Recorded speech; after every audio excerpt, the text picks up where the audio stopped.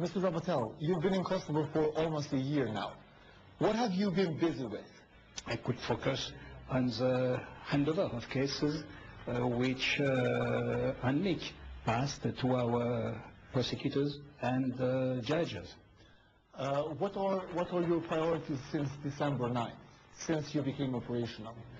Since December 9th, our priorities were first to assess, the cases which were handed over. On 9th December, our EULEX signed 2 agreements with UNMIK concerning the handover of UNMIK cases, and these cases were passed on to EULEX judges and prosecutors.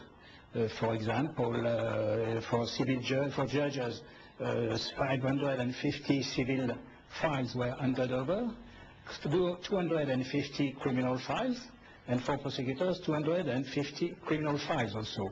So it kept judges and prosecutors very busy to assess these cases and to start to schedule hearings for, I will not give many figures, but it's important to know that between January and March, more than 50 hearings have already been scheduled, for around 16 criminal trials.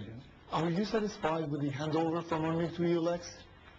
As I said, we signed 2 agreements to define... Are these agreements fulfilled? Because agreements can be signed here. Yes, it went well. We received the cases, prosecutors and judges work with their UNMIK counterparts, and now UNMIK has finished, to hand over the cases. What are these cases about, and why they cannot be handled by local prosecutors and judges? Your question comes to jurisdiction of EULEX. EULEX prosecutors and EULEX judges in Kosovo have jurisdiction for a number of crimes. They have what we call an exclusive jurisdiction for example, for war crimes, for money laundering, organized crime. And they have what we call a subsidiary competence for all over a number of serious crimes like corruption, kidnapping, murder. So these cases were handed over to EULEX judges and prosecutors. So in the context of their legal jurisdiction, and they will have to make decisions to investigate, to prosecute, or try these cases. Good that you mentioned war crimes, because the International Criminal Tribunal for former Yugoslavia in Hague will soon cease existing, and they said that they will not raise any new indictments. Will you raise those indictments locally? What I can we say, expect new indictments in the near future? What I can say, of course, for war crime, it's a priority for EULEX. It's really a priority for EULEX. Among the 250 cases that EULEX prosecutors receive from UNMIK, there are around 100 which come under the competence of the Special Prosecution Office, and among them around 50 which are war crimes cases. How come that war crimes are a top priority rather than organized crime, let's say? No, it's not an issue of top priority. Of course, war crimes as a top priority, but organized crime also. We will not leave the organized crime not to be investigated. From 250 cases that have been handed over by UNMIK, how many indictments will be in the near future, in the next couple of days? No, I cannot answer your question concerning the number of indictments in the future. What I can say, for example, concerning war crimes, a trial started last month in Pristina for war crimes, and another one is going to start in Peja very soon, and it will depend on indictment. We have information that there will be 13 new indictments coming out soon. I will not comment on this figure because... You cannot confirm? Sorry? You cannot confirm the information? I cannot confirm because it comes to the prosecutors, to decide about indictments. It's their decision, so it's not the justice component which will decide about indictments.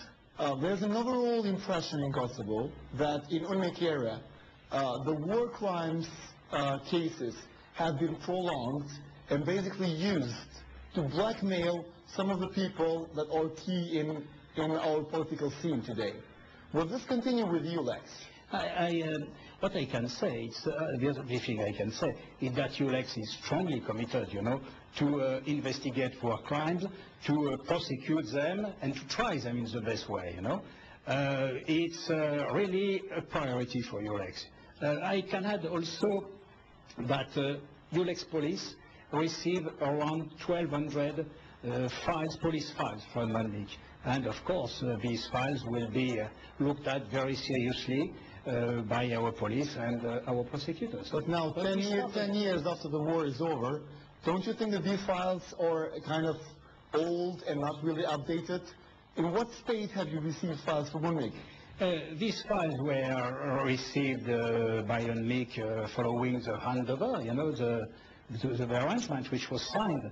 And our prosecutors at the moment are looking at these files. So because the impression is that those files were really dusty. I will not comment on the files themselves, It will come to the prosecutor to assess the files and to the judges to decide if they have to try the cases. You will charge everybody. There will be no political influence over these files, right?